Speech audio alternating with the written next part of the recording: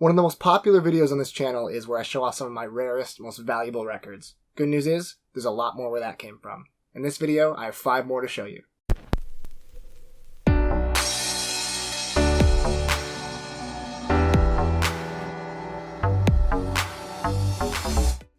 So before we start this video, I have a disclaimer. The last video about rare records has a lot of comments that are saying, oh, I just saw this record in the store for 20 bucks. There's something called a repress.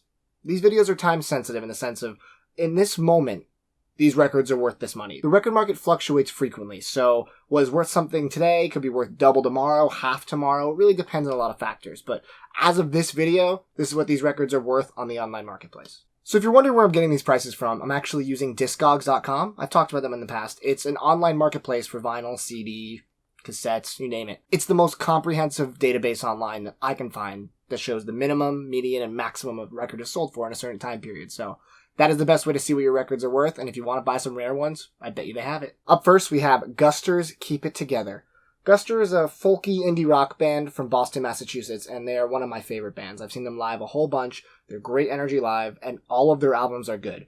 Some are better than others. I think this is their second best album. Their first best is Goldfly, and that unfortunately has never been pressed to vinyl. I've emailed them and tweeted at them many times to ask, so hopefully one day. But this album actually went out of print sometime in 2014, and I happened to buy it on their web store for, I think, $13 or $14 in 2013 when I first started heavily getting into records, and yeah, now it goes for a lot. I very rarely see this pop up for sale. The median price it goes for is about $88, but I have seen it go for as high as $200. So if you're looking to get this, you're going to have to spend a pretty penny unless they repress it. Next up, we have Jimmy Eat World, Bleed American. This is one of my favorite pop-punk, emo rock albums of all time. It's actually probably my top 20 albums of all time. I think that this is one of the catchiest, most fun albums to listen to on a regular basis. It's pretty much always on in my car. And this is the 10th anniversary limited edition reissue they made. They made it on a couple different colorways, and this one's really cool. So this is a 3 LP. First one, gold. Second one, silver. Third one, blue. The packaging on this is so nice. It has this really thick spine, which I'm a huge fan of. You can spot it from a mile away in the collection. It's this massive triple LP gatefold opening up like this, so you can see a bunch of cool band pictures, and they have the track listings, some notes. Really nice, really well done. And the third LP is all demos, rare songs, live performances, acoustic. It's really good. If you like this album, this is a must-have edition. There's only 1,000 copies of this edition in the world. I spent a pretty penny on this. I spent 80 bucks for this, but honestly, if you think about it, with 3 LPs and it's a limited edition like this, not too shabby. I got it aftermarket, so that's why it cost that much. But on Discogs, it goes for a lot more. The median is 103 if it ever pops up, but the highest it sold for on there is 120. So I think I got a pretty good deal for an album I really love. Third up is Sunkill Moon, Among the Leaves. This is probably my favorite Sunkill Moon album. It's very difficult to pick. You know, I talk about him all the time on this channel. Mark Kozelek, Sunkill Moon, Red House Painters, all the same dude. But this is one of his solo albums as Sunkill Moon, and this is just such a beautiful folk album. The song Among the Leaves, which is the title track, is just one of my favorite folk songs, period. Kozelek has this thing where he likes to have his records be really hard to find. He doesn't do represses very often. So this album has been out of print for quite some time. The main colorway that exists, and I believe there's 600 of them, is the blue colorway. There's also a blue and black kind of smoky version, but this is the most limited version. It's just on plain black vinyl. I know that sounds kind of lame compared to blue, but basically, I needed this album, and I went to Amoeba one night, and I saw it up on their back wall on their rare records, and they were asking $50 for it. That's unheard of for a record this rare. And I jumped on it, not even knowing that the black was the rarest version. There's only 300 copies of this, so it's technically the promo version. The median it sells for is $130, and the highest it's ever sold for on Discog is $150. But I'll tell you this much, I've been on the site for maybe 3 or 4 years. I have never seen one up for sale. So, pretty rare record, pretty happy to have it. Second to last on our video today is the Guardians of the Galaxy soundtrack. This is done by Mondo Records, which is a record company that presses all sorts of soundtracks, really high quality, oftentimes with a variant that's very difficult to get and sometimes randomly inserted. This one wasn't randomly inserted, but there was a time period that you could order this before they cut off orders, and it was never going to be made again.